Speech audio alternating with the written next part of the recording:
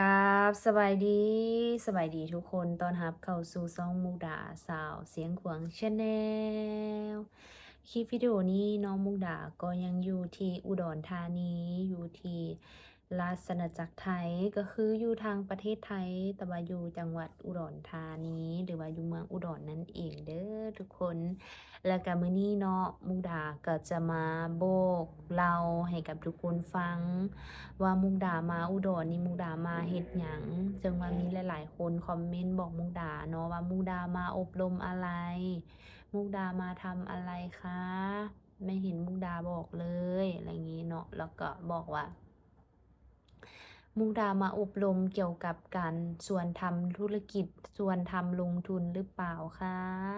กลัวมุกดาโดนหลอกจังอะไรอย่างงี้เนาะคือจะมีหลายๆคนมาคอมเมนต์บอกมุกดาประมาณนี้เนาะแล้วมุกดาก็ยังบ่ทันได้ไปตอบทุกคอมเมนต์เลยมุกดาพยายามอ่านหมดทุกคอมเมนต์แต่กำลังสิไปตอบทุกคอมเมนต์เลยเด้อ ก่อนอื่นก็ต้องขอบใจทุกคนหลายๆเนาะพ่อแม่พี่น้องทั้งชาวลาวชาวไทยและต่างประเทศที่ว่า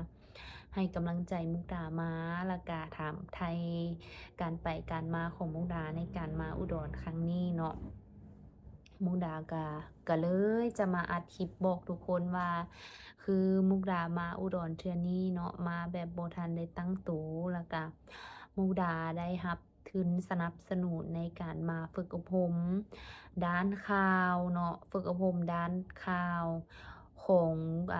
ภาคเหนือของนักข่าวภาคเหนือของไทยกับนักข่าวลาวก็จะเป็นการรวบรวมเอาสำนักข่าวแต่ละสำนักอยู่สปปลาวเนาะก็คือบ่ว่าจะเป็นสำนักหนังสือพิมพ์โทรภาพหรือว่าวิทยุจะมาเป็นการฝึกอบรม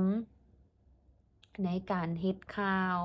ต่างๆอยู่ที่ประเทศไทยซึ่งว่าครั้งนี้เนาะเพิ่นจะจัดขึ้นทุกปีเนาะแต่ว่าปีนี้เพิ่นจะจัดขึ้นอยู่ที่อุดรธานีนั่นเองอยู่ที่ประเทศไทยอยู่ที่อุดรธานีมุกดาก็เลยว่าได้ผ่านสมัครทุนนี้มาก็เลยได้ผ่านทุนนี้มาก็เลยได้เข้ามาฝึกอบรมกับทางพี่น้องชาวไทยอยู่ที่อุดรธานี ซึ่งว่าการฝึกอบรมครั้งนี้เนาะจะมีทั้งคนลาวคนไทยแล้วก็มีคนต่างประเทศเพิ่นมาคุมนำกันอีกมีนักข่าวลาวเหนือก็คือนักข่าวอยู่ในเขตลาวเหนือนี่แหละเนาะทุกคนเนาะก็คือเพิ่นก็นำเอาบทเรียนมาบอกมากล่าวแล้วก็มานำเสนอให้พวกเราได้รับรู้ก็คือชาวลาวได้รับรู้แล้วก็รู้สึกดีใจแล้วก็รู้สึกโชคดีที่สุดเลยที่ตัวเองได้ทุนนี้มาแล้วก็ได้มาฝึกอบรมกับพี่น้องชาวไทย ก็คือพี่น้องชาวไทยและก็ต่างประเทศเนาะก็จะรวมมีหลายๆคนทั้งหมดนี่ก็จะประมาณ20ปลายคนนะทุกคนก็คือ20ปลายคนนั่นแหละเนาะทุกคนเนาะเป็นการฝึกอบรมที่ว่าในการเฮ็ดข่าวบ่ว่าจะเป็นข่าวในเชิงสร้างสรรค์หรือว่าการเฮ็ดคอนเทนต์การสร้างคอนเทนต์การเขียนคอนเทนต์อิหยังต่างๆเนาะเพิ่นก็สนับสนุนเราก็คือเป็นการ เทรนนิ่งให้กับเราให้ได้มีทักษะมีสกิลในการไปนำใช้เข้าในเวียกงานก็คือมุกดาเองก็รู้สึกว่าตัวเองได้อัปสกิลหลายขึ้นและตัวเองก็ได้เรียนได้เขียนได้เฮ็ดคอนเทนต์ได้สร้าง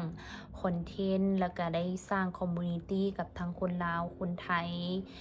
แล้วก็คนต่างประเทศแบบนี้เนาะมุกดาก็รู้สึกดีใจที่สุดที่ได้มาอุดรในครั้งนี้แล้วก็ได้มาเรียนรู้ ได้มาฝึกอบรมในครั้งนี้เป็นเวลา3วันเลยเนาะทุกคนเนาะก็คือเป็นเวลา3วันแล้วก็ได้ฝึกอบรมสำเร็จแล้วนอกจากที่ฝึกอบรมสำเร็จแล้วมุกดาเองก็รู้สึกดีใจที่ได้มาเที่ยวเมืองอุดรพร้อมๆกับการฝึกอบรมครั้งนี้เลยเพราะว่าหลังจากที่เลิกฝึกอบรมแล้วทุกมื้อเนาะเลิกเทรนนิงแล้วมุกดาก็ไปเลาะ บ่ว่าจะเป็นยูดีทาวน์หรือว่าเลาะในห้างเซ็นทรัลเนาะแล้วก็เลาะแถบนี้แหละอยู่ในอุดรนี่มุกดาก็เลาะไปทั่วทิพย์ทั่วแดนเนาะย่างเลาะไปก็ถือได้ว่าเป็นการเปิดหูเปิดตาเปิดประสบการณ์ให้กับมุกดาสาวเสียงขวางที่ได้ออกมาอยู่ที่เมืองอุดรธานีในครั้งนี้เนาะทุกคนเนาะมุกดาก็รู้สึกดีใจ แล้วก็ได้มาพ้อคนไทยเพิ่นใจดีก็คือเป็นผู้จัดงาน แล้วก็เป็นทั้งผู้เข้าร่วมแบบนี้เนาะเพิ่นก็บ่ได้กักความรู้เพิ่นแลกเปลี่ยนประสบการณ์คนไทยนะก็คือพี่น้องชาวไทยนี่ใจดีแรง เพราะว่ามุกดามาเทรนนิงเทื่อนี้ก็ถือได้ว่ามาเอาความรู้กับพี่น้องชาวไทยเพื่อไปนำใช้เข้ากับตนเองเนาะแล้วก็นำใช้เขาในการผลิตสื่อในการเฮ็ดคอนเทนต์ของตัวเองพี่น้องชาวไทยเพิ่นก็บ่กักเลยเพิ่นก็สอนเพิ่นก็เทรนเฮาเป็นอย่างดีเลยการต้อนรับจับโจมอิหยังก็ถือได้ว่าครบสุดเลยแบบนี้นะทุกคนนะมุกดาก็ประทับใจแรงๆเนาะ ประทับใจแรงจนบ่อยากแบบเซาในการฝึกกับผมรู้สึกว่าเวลาน้อยโพดเนาะ3มื้อแล้วบื้อเดียวก็ฮอดมื้อที่จะได้อำลาพาจากแล้วจังซี้หั้นนะเนาะทุกคนบุราก็เสียดายเวลาที่อยากจะอยู่ต่อแต่มันก็หมดเพียงลงเพียงเท่านี้เนาะมุกดาก็รู้สึกซาบซึ้งแล้วก็จะนำเอาความรู้ประสบการณ์ที่พี่น้องชาวไทยเพิ่นได้แนะนำมาไปนำใช้เข้าใน การเฮ็ดเวียกเฮ็ดงานของมุกดาเองคือกันเด้อทุกคนเนาะและอีกอย่างหนึ่งก็คือที่มุกดามาเทื่อนี้เนาะมุกดาก็ดีใจว่าพี่น้องชาวไทยก็คอมเมนต์บอกมุกดาว่าปานใดสิมาเที่ยวไทยปานใดสิข้ามมาประเทศไทยปานใดน้อสิมากรุงเทพปานใดน้อสิมาหนองคายปานใดน้อสิมาอุดรเนาะปานใดน้อสิมาเที่ยวทะเลสิ ยังบ่ทันได้ไปเทื่อนี้มาฝึกอบรมอยู่อุดรก็เลยว่าถ่ายวิดีโอให้พี่น้องเบิ่งก่อนเด้อเดี๋ยวไว้โอกาสหน้ามุกดาได้ไปไสแล้วมุกดาก็จะมาอัปเดตให้กับทุกคนฟังทุกคนเบิ่งนำกันเนาะ อันนี้ก็ถือได้ว่าเป็นคลิปวิดีโอที่มาบอกกล่าวให้กับทุกคนได้รับรู้ว่ามุกดามาไทยย้อนหยังแล้วก็มาฝึกอบรมเรื่องหยังบางคนก็ย้านว่ามุกดาถูกว่าตัวยั่วหลอกลวงมาลงทุนบ่มาเฮ็ดธุรกิจแบบอิหยังบ่มาเทรนนิงอิหยังก็คือมุกดามาเป็นทางการเด้อทุกคนมุกดามาฝึกอบรมเป็นทางการเนาะซึ่งว่าเป็นโครงการของ หลากหลายประเทศเนาะทุกคนเนาะตัวนี้นะแล้วก็มีทั้งนักข่าวทั้งไทยทั้งลาวที่มาเข้าร่วมเนาะในครั้งนี้มุกดาก็เลยว่าบางครั้งมุกดาก็บ่ได้มีโอกาสถ่ายวิดีโอทั้งหมดให้กับทุกคนเบิ่งมุกดาก็ถ่ายเป็นช็อตสั้นๆเนาะเพิ่นว่าจะ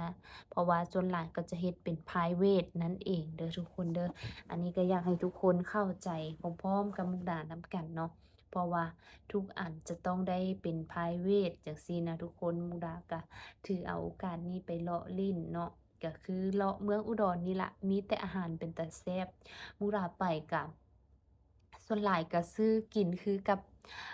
ซื้อกินอยู่ลาวเนาะอาหารคล้ายๆกันเลยคล้ายๆอยู่เวียงจันทน์เลยอุดรนะต่างแต่ว่ามุกดาก็จะมาเจออันหยังว่าพนักงานที่ว่าเพิ่นเป่าวีดเนาะก็คือ เป็นรปภเพิ่นเป่าวีดหมู่ดาก็ตกใจมือทำอิฐเนาะว่าเอ้ย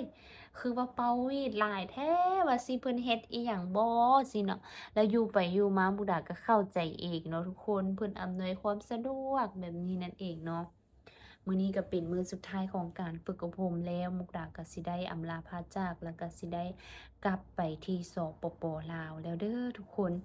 เดี๋ยวคลิปวิดีโอนี้น้องมูดาก็จะได้อำลาพาจากทุกคนไปก่อน แล้วพบกันใหม่ใน EP ต่อไปเด้อหวังว่าทุกคนจะช่วยเป็นกำลังใจให้กับมูดาสาวเสียงขวางโดยเฉพาะคอมเมนต์การกดไลค์กดแชร์คอมเมนต์เป็นกำลังใจแล้วก็ Subscribe ส่งต่อให้หมู่เพื่อนได้เข้ามาเบิ่งมูดาสาวเสียงขวางนำกันหลายๆเด้อทุกคนคลิปนี้มูดาไปก่อนสบายดี